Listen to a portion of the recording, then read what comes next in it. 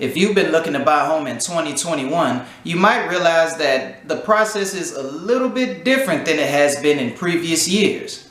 It's been a seller's market for some time, but ever since the pandemic hit, everything's just been crazy.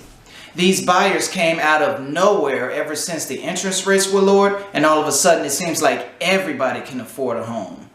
The demand is so high that any homes that were already on the market, they're just getting multiple offers within days, and you have to fight if you find anything good out there for sale. So for my first time home buyers, I've decided to come up with a quick video going over the home buying process in 2021.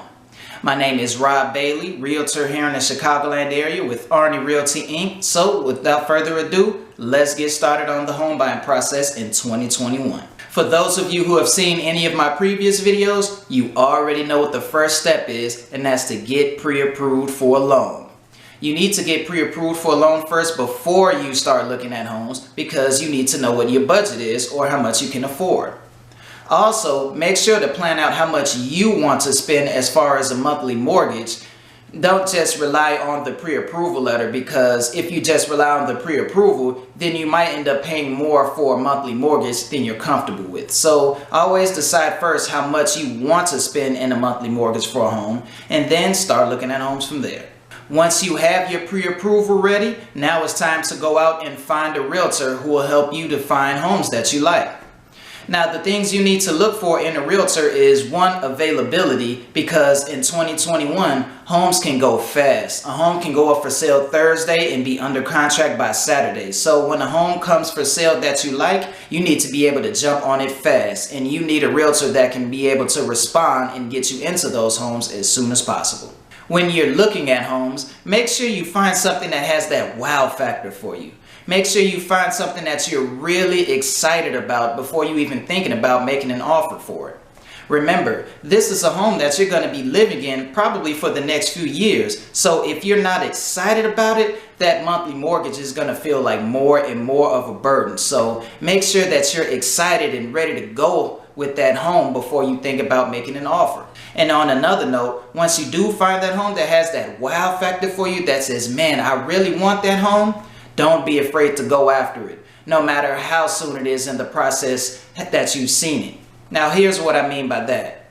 A lot of buyers, they'll want to see maybe 5 or 10 homes at a time before they make a choice. But say if home number 2 is the perfect home that gives you that wow factor, a lot of buyers will want to wait to make a decision on home number 2 until they've seen at least 5 or 10 homes. This is not the market to do that, because by the time you see home number 5, home number 2 will be gone, and there might not be another home to come on the market like home number 2 for months to come, which means you have to wait until the next perfect home comes on the market.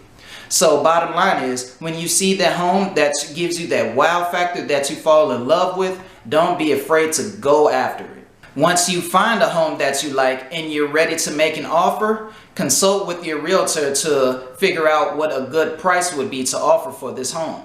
This is where a good realtor comes into play again, because remember, you don't have a lot of time. This home could be gone before you know it. So you need a realtor that can quickly pull the comparable sales for the area and let you know what a good price to be to offer. Also, remember, do not strictly rely on the listing price. A lot of sellers out here nowadays are getting smart, and they're pricing the home a little bit below what they feel is the market value in order to get multiple offers and to drive up this competition.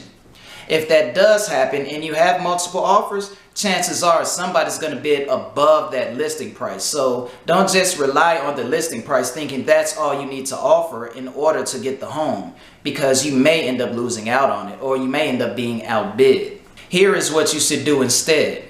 Once your realtor gives you the comparable sales to the property and all the data that's available, just take a look at it and think about how much you feel you would pay for the home. Just bid the most that you feel comfortable with on that home, and then leave it at that. That's what the home is worth to you.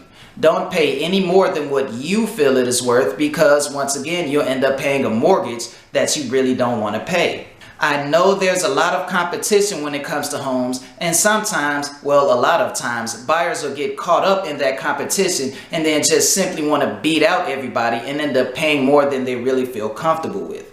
That's why it's important to decide how much you want to pay, or the most you want to pay when it comes to each certain homes. That way you can just offer that and just let whatever else happen.